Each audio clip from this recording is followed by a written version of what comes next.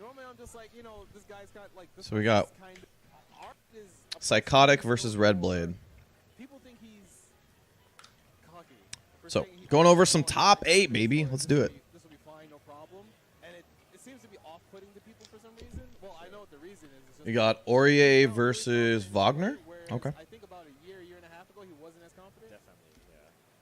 So when you get that experience and you're like, So Aurier versus Wagner. Obviously there's this character, just the go in, I want to maul people character. Aurier very good at keeping people out. She has very strong normals, and you also have to worry about her thrust at all times.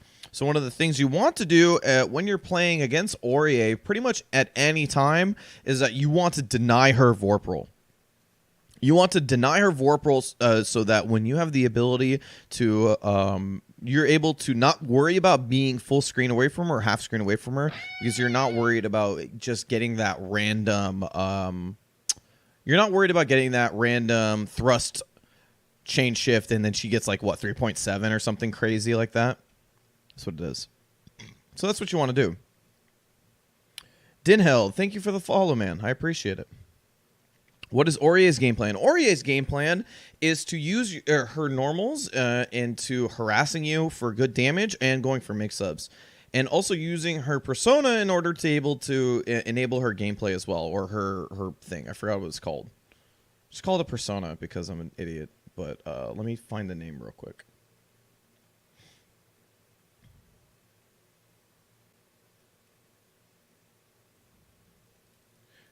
Why does it nowhere say what her thing is?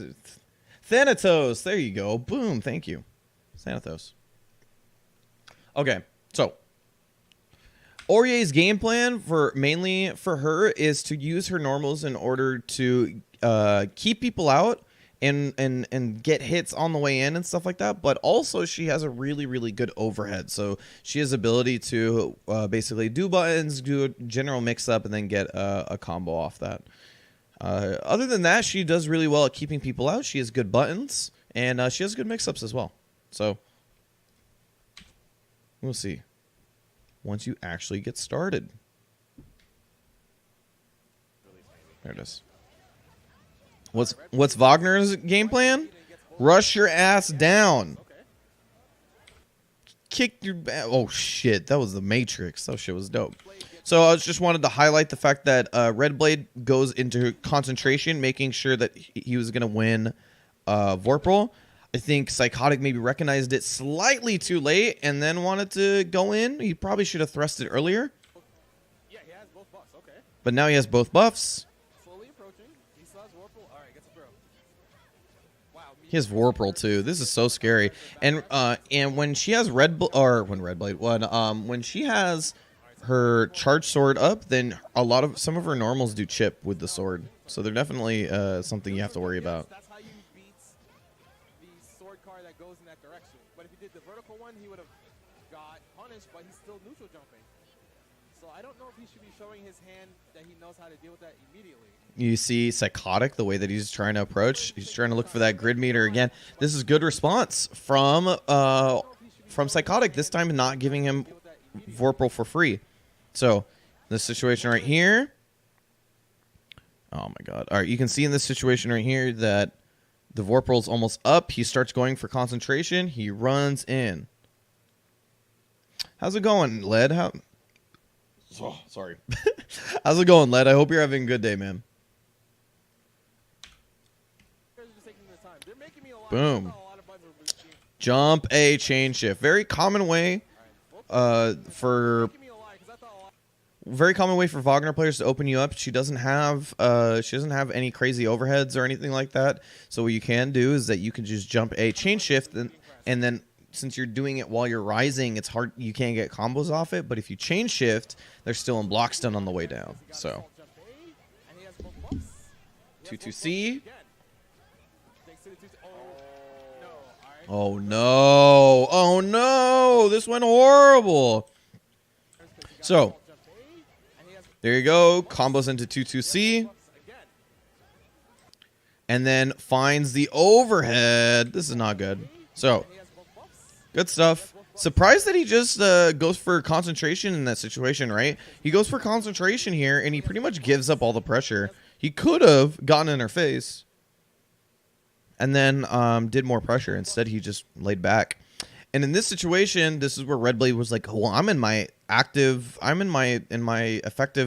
range right here to go for an overhead. Overhead, grid break. Not good. Use the 2-2C, or sorry, thrust in order to combo off it. Chain shift into the super. Very nice. And we were talking about before, sometimes it's good just to chain shift to see what's up. Aurier goes for the super to punish. He goes for the lunge super or the far away super in order to make sure that he gets enough invincibility frames to go through Wagner's button. Read on the DP, uses the follow-up afters to stay safe. You can't punish it. Even on shield. She needed that, sure. Oh my god, anti-air 5A. Oh my god, wait. Yeah, Redblade has it. Oh no, the time was up. I didn't recognize it. You backdashing out of there. Good shit.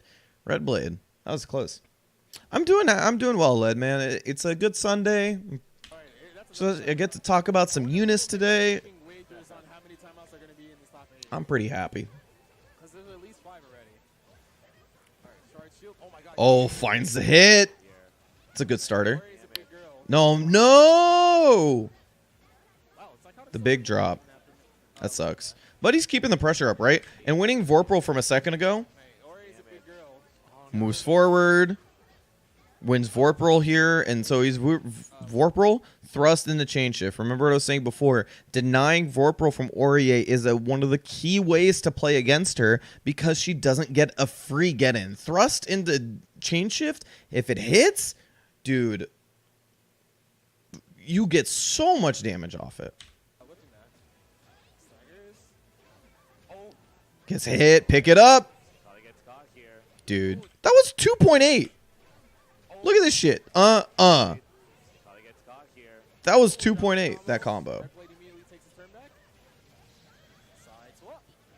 Tried to side switch with the super. Didn't quite get what he wanted, but pressure. Oi!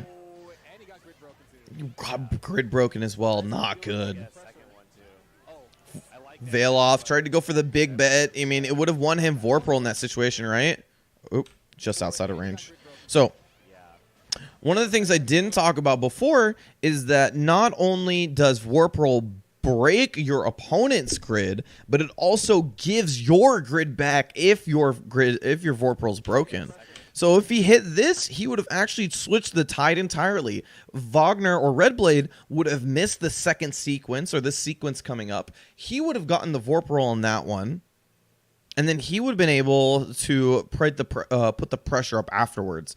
Great recognition from Redblade here. Recognizes that's exactly what he wants. Plays slightly more defensive. Goes for a very non-committal button with the 5A for Oki. That way he recovers in time.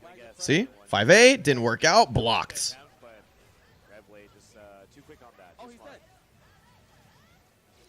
Oh yeah, he's mega dead. Oh no, he 2-2C'd. Oh, it worked out. Yeah, it's a good Sunday, man.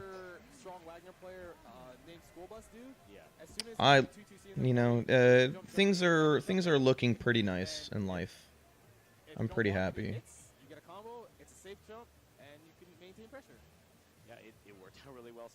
You know, to be honest, really the thing I'm like the happiest about is that I'm Arrow of a bad bitch. What a trophy. That's godlike.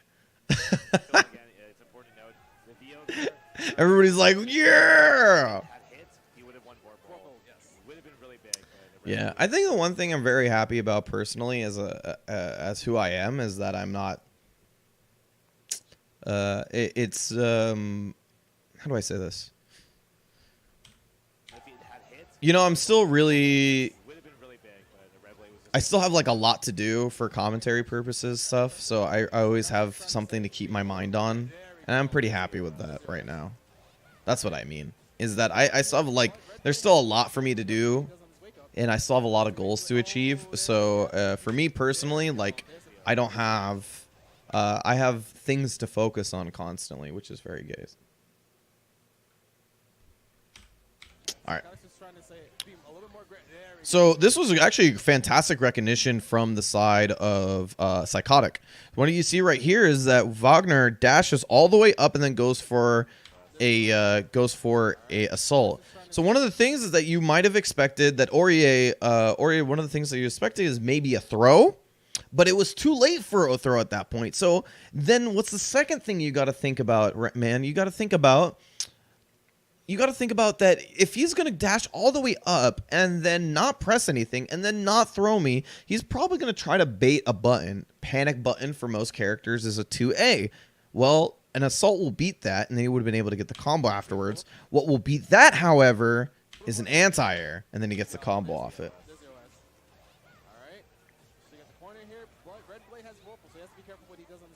Very, very smart. Oi, chain shift DP. We talked about that. Use the freeze frame to your advantage. Nice tech. I mean, big tech for Psykotik, right? He keeps the pressure in the corner. Nice tech again. He chain shift to respond. What the fuck happened?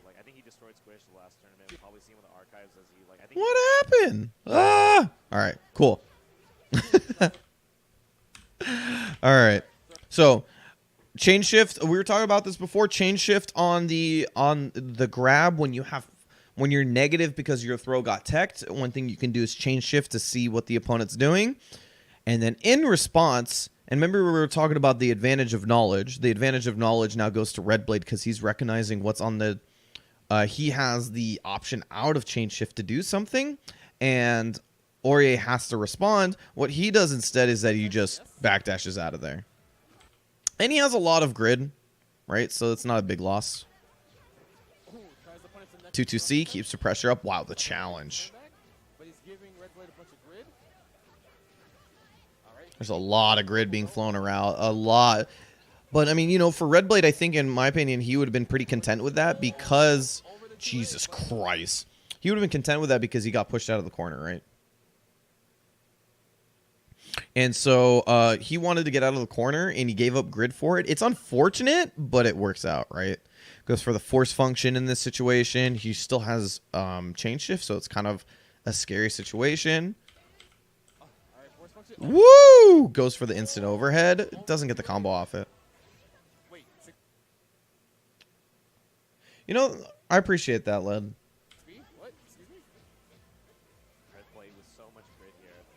Trying my best. The personality thing, I don't know if it's much of a personality thing. It's more of a just a, man, I love this shit. It's really what all it comes down to. Man, he finds the hit. Look at this fucking dance. What the fuck? Super out of the air. Gets the combo off it. Let's do it again. Oh my god. And gets... It's mega cheap. Ugh. So I was going to exclaim beforehand that we're 24 seconds left in the match right here, and both characters have more than full health. And then what happens afterwards is that he finds the anti-air, right? With the DP. Good God. And then he already has a sword charge. So if you have sword charge with her, then you get the follow-up afterwards, right? Follow-up, gets the combo 2-2-C, and then goes for the full follow-up, spends the meter afterwards for the big damage because of the good starter. And then he has time to go for the sword follow-up afterwards, right? Goes for sword follow-up, and a lot of respect from from Psykotik, just down backs, jump A, chain shift. We were talking about that before is one of the key ways to open people up as Wagner, because it's like almost an instant overhead. I like when commentators talk theory rather than just naming off the buttons that are being pressed. Yeah, I know. You know, I started off as like being a commentator like that, but what I'm trying my best to do is try to get away from that. Actually, you know what I did of all of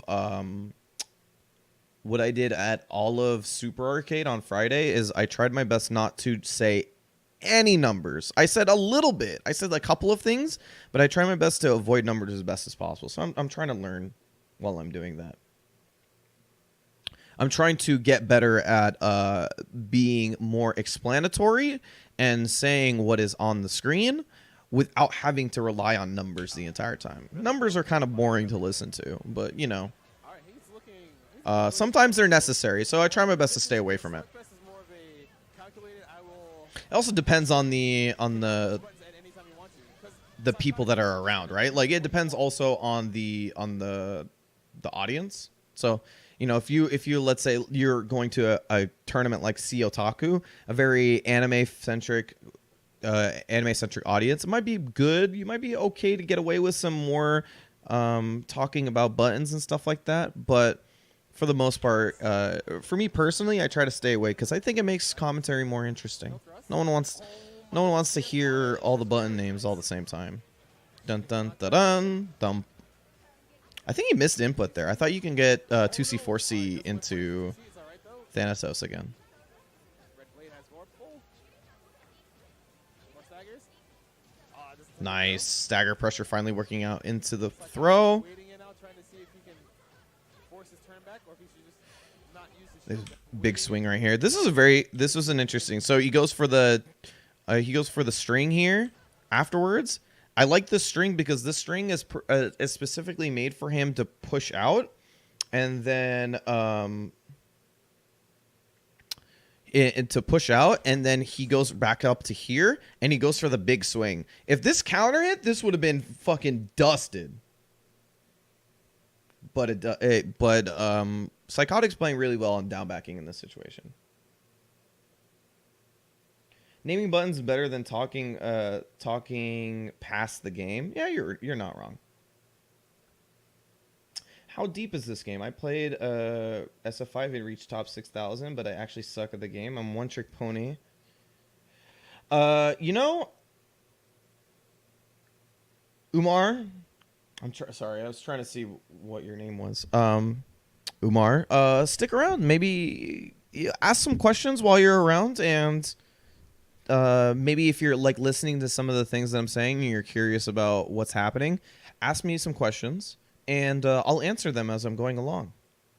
Maybe you can maybe you'll learn how deep this is by just me talking, because I'm doing some analysis right now on the top 8 matches. So you're not only getting some high level gameplay, but you're also getting the breakdown of how these games are going. So maybe stick around for a second. You might like this game quite a bit. And the guys in chat are very right. This game is this is technically an anime game because of the aesthetic of the game, but it is a lot like Street Fighter KOF in the terms of that the ground fundamentals are very, very important and the key component of this game, in my opinion.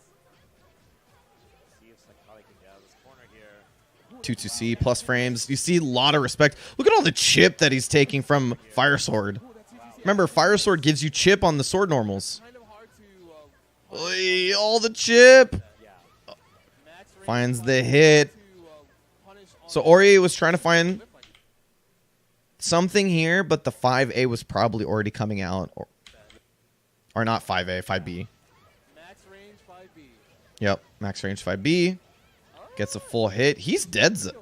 Oh no. Oh, there it is. Yeah. Oh no. No, he missed the veil off. He got the cross cast, but For attempting. no go. He's got a chance here. What's it gonna be? Wake up back. Wake up backdash into throw. Yeah, he's thinking, is it gonna be ADP? Is it gonna be DP? Good shit, Redblade. Oops.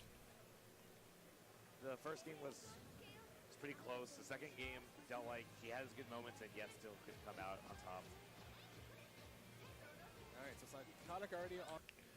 Was the opponent just supposed to block that infinite block string like that? Let's go back and talk about that. Sure. All right, Psykotik, he's got a chance here. What's it gonna be? Wake up back. Sorry, I didn't think about talking about this situation right here. Let's talk about that, right? So this is in the situation where Psykotik needs to start blocking. So, why is Psykotik respecting a lot of the options that Redblade has right here? Well, two things you have to consider right now is that, one, he has meter, so he can cancel specials into supers that are plus on block, so he can keep the pressure up. He doesn't want to get hit by that because it's a lot of damage. Second thing is he's got grid, and grid gives you Vorp roll if you have the grid sequence, if it's in your color, so the blue colors for the right side, red colors for the left side. If you have Vorpal, then you have the ability to cancel. You cancel specials, normals, or just cancel neutral into a freeze frame animation similar to Guilty Gear's YRC, and then you're able to do stuff out of that as well. So there's a lot of respect because those things can happen at any given moment, right?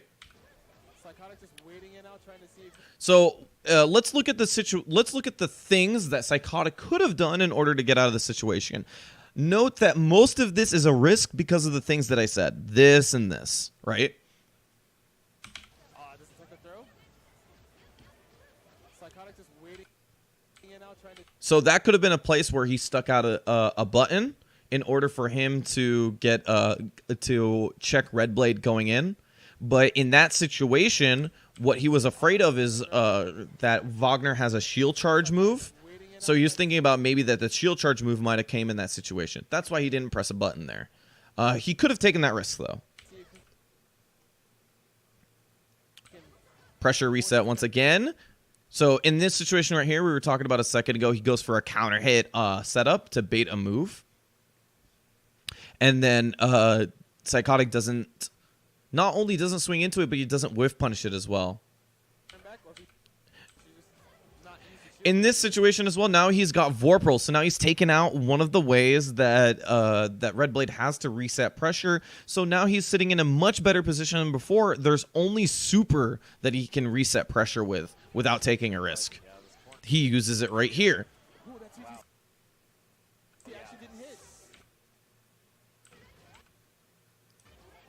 Goes for the mix-up. That's another place where he could have pressed a button. He could have pressed a button in the reset right there. So, mix up. Nice blocks. Reset. This is a time for him to press a button. He could have also probably, he could probably 2-2 seed or not 2-2 seed, thrusted into chain shift. He would have gotten out. Chain shift. In my opinion, this chain shift was surprising. That's kind of hard to because he does it 5A, 5B.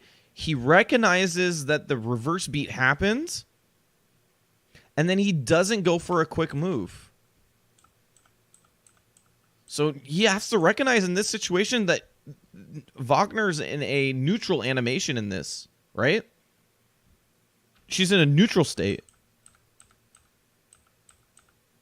And then he gets hit out and he doesn't use a faster move. He could have done 5A or something. He needs to just be able to put some pressure on her in order to get out. He doesn't. So, who said that a second ago? Umar? Those are all the places in which Psykotik could have gotten out. And mainly the reason why he didn't. He was just playing very patiently. And a character like Wagner, who goes in quite a bit, and she constantly tries to put aggression on you, that you can use that against them. All right, Psykotik, he's got a chance here. What's it going to be? Wake up back dash. So, throw. Yeah, he's thinking, is it going to be ADP? Is it going to be DPDP? Hit back dash. I mean, he could have just did like A thrust and did 2-3-6C if he was just like, all right. yeah, see, what's it called? They were, Fox, the commentator, was actually talking about that as well. He could have done A thrust into C thrust to cancel, so the super EX thrust, and then he would have been able to change shift at the minimum and then be able to say, if it hit, he would have gotten a combo. If it didn't, he would have been able to change shift and keep himself safe. Yeah. The grid system. So the grid system is a very core basic. Don't worry about it, man. This stream is for people to ask questions. So don't worry about it, man. So this grid system is basically a momentum system. So there is a tug of war here that happens every cycle. And so every cycle, one person will win the tug of war. And then they will get Vorpal, which Vorpal will look like as the circle will be highlighted in their color, and they'll be like emanating this like aura thing, right? So what does Vorpal do? Vorpal gives you damage boost. It gives you access to chain shift, and it gives you access to your Vorpal trait. Everybody has something that they get unique while they're in Vorpal. For Aurier, I believe she can cancel whole ground force function and air force function, which is the flippy shit. And it also has less recovery, so she can go for better mix-ups.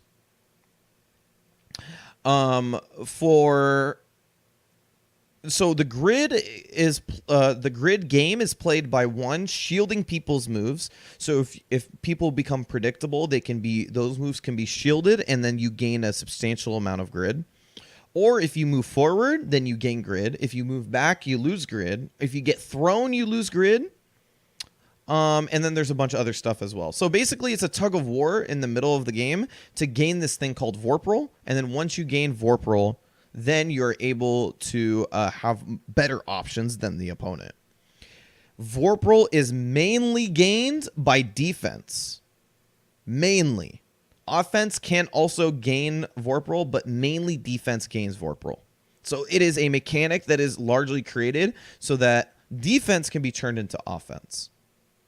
This is what he tries to do here when he goes to chain shift, because he tries to chain shift and then tries to respond, but picked the wrong option out of chain shift and then got hit. So I'm surprised he just didn't do that, honestly, because I don't know if he was also looking at the time.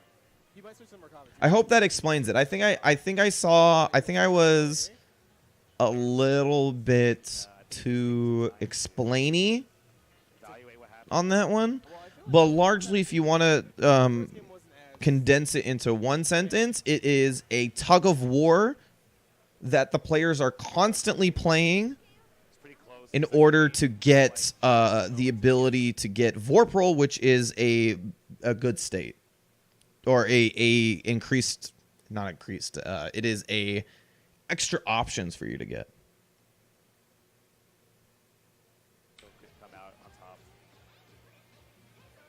I can see the frames. I'm doing it for the stream for sure. All right, let's get into this one.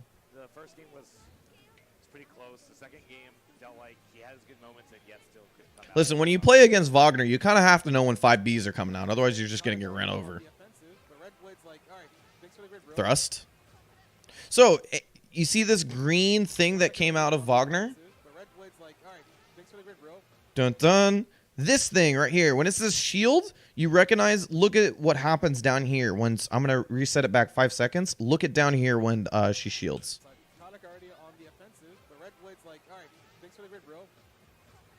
Look what happened. She lost some grid and he gained some grid. Trying to play around this mechanic down here. Man, 1 a.m. where you're at, that means you're in... That means you're in the UK. You're UK, France area. You're on Western Europe. Thank you for the follow, though. I appreciate it. I hope you're having a good one.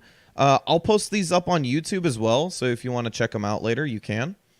And lastly, this game's pretty cheap on Steam. It's not a bad idea.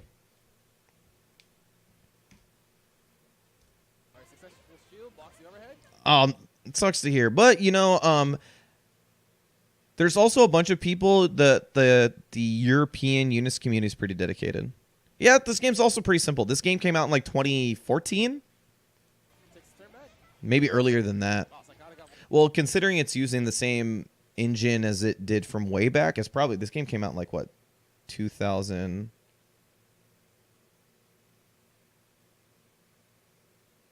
something. I don't remember. 2010, 11. I forgot when this game came out. Either way, the point is that this game came out a while ago, so it's not very intensive. Anyway, get back into this one. Yeah, thanks for the grid, bro. Nice tech. Presses a button, gets the grid. Man, he is getting out of dodge. Nice. The check on the pressure. Very nice. So you saw the 2A there. Once he sees the 2A, he's like, All right, the 2A. You're trying to reset your pressure, aren't you? Boom. 5B. Redblade's defense. I mean, like, Psykotik's Good damage. Look at all the corner carry, too. it's all just mids and lows. No real throw attempts. Redblade just sitting happy here. Oh, my God. He hit the 3C. He would have been able to do a lot of damage. Boom. Boom, boom, boom, ba-dum. Listen, we're gonna get a lot of that. We're gonna get a lot of freeze frames on 5B. It's a damn good button. It's just gonna happen. Nice to check. Look at this shit. 2-2-C. So the main reason why he wants to go in 2-2-C is, remember we were talking about this character being a very momentum-based, very snowball-y character. So, being a snowball-y character, and he has meter to work with, let's try to start that snowball earlier than later. So what we're going to do, we're going to dash in, we're going to 2-2-C. 2-2-C gets me installs on both the shield and the sword. And now we're going to try to go in. And you saw one 5A, and then Psykotik was like, I may be playing a bit too defensive. I think this is the thing that he thought about when he was taking his break. I'm playing too defensive. And then presses a button. The response. Finally. The backdash. Tried to whiff punish with the 6-6-C. With the dash move right here. Dash C. Dash C. Nice block. Goes for the mix-up here. Nice blocks. And the check again. Psykotik is adapting. Toss him towards the corner. Oi! Look at the read on the force function. So, goes for this. He tries to force function to approach at a different angle. Redblade waits for his moment. Look at all the meter he has, too. Boom, you're going to fucking die. Boom! This is not good. All right, gets the shield start.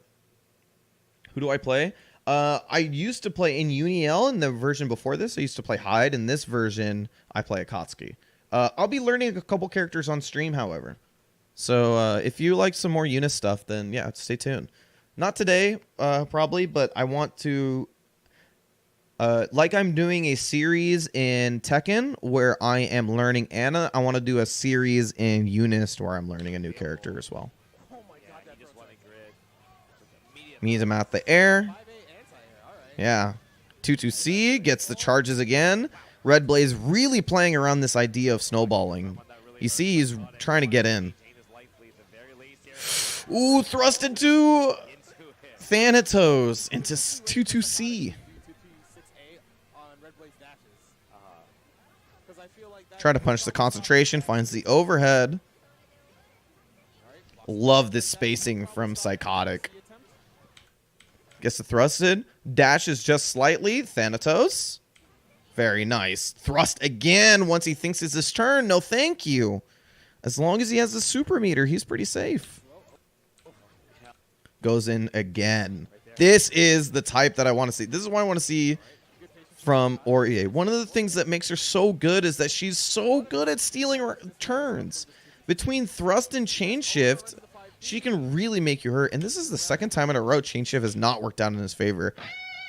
Gotten it into the reverse beat 5A, the reverse beat, and so trying to reset the pressure. He's mashing chain shift and block string. Runs into the 5B again.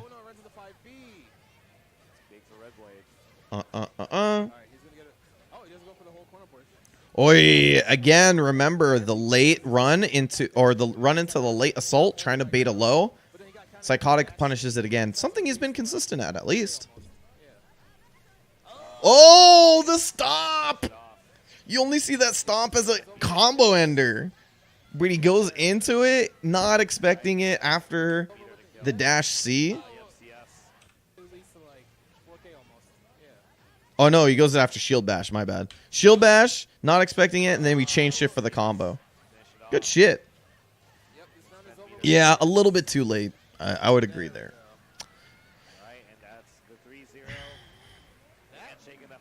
Hugs, yeah. The thing about this is that all these guys are like good friends because they play with each other and they're a very niche community. So a lot of these guys are playing against their friends in this top 8. Good stuff.